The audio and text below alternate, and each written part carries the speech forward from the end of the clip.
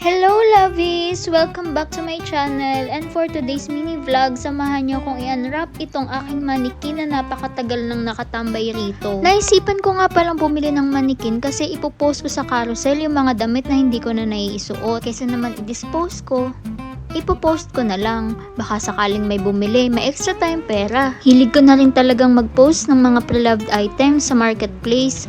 Minsan sa Facebook, minsan sa carousel. Ewan ko ba, pero natutuwa talaga ako pag ako'y may binebenta-benta. Alala ko pa nga nung high school, nagbenta ako ng load sa mga kaklase ko. Tapos nung college naman, natuto ako mag-Avon. Piruin mo naman, 25% yung kita every order. So pinasok ko na rin yung Natasha, tsaka Red Logo. Pagdating ko dito sa Singapore, ang dami ko ding naisip ibenta. Pero usually, mga pre-loved items talaga. Bawal naman kasing magtayo ng tindahan dito kung hindi ka resident. Minsan, nagpapapost na rin sa akin yung mga housemates ko. So, ang gagawin ko, i-inform ko sila na maglalagay ako ng markup. Pero ibabalik ko sa kanila yung desired price nila. O diba? Kaching-kaching! Noong time nga ng pandemic, nag-try ako mag-dropshipping on my own. Sleepwear yung pinili kong product. Kasi diba uso yung work from home? So, i-screenshot ko yung picture sa Shopee. Then, ipopost ko sa carousel or sa FB Marketplace. Then, kapag may umorder, isi-ship ni Shopee yung items. Dahil nakabenta rin ako ng marami nun.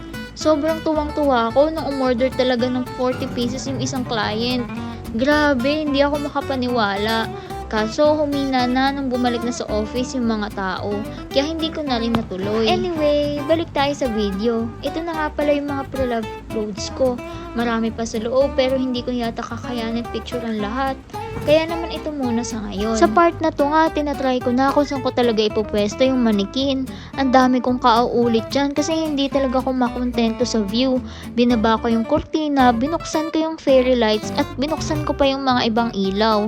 Kaya naman nung okay na, tinuloy-tuloy ko na yung pagpipicture. So hopefully, mabenta natin to lahat. Alam nyo ba, murang-mura lang to. $5 to $6. Kaya naman sana may mga bumili at maubos yung mga paninda natin para meron tayong extra pera. O diba, kaching-kaching. Isa nga lang to sa pinagkakaabalahan ko pag wala akong trabaho. Sabi kasi ni Chinkitan, having one source of income is not enough. Kaya naman, racket lang ng racket hanggang sa makamit na natin yung mga goals natin sa buhay. And that's it for today's video. Thank you so much for watching. Please subscribe to my FB page and my YouTube channel. See you on my next vlog. This is Jemalu.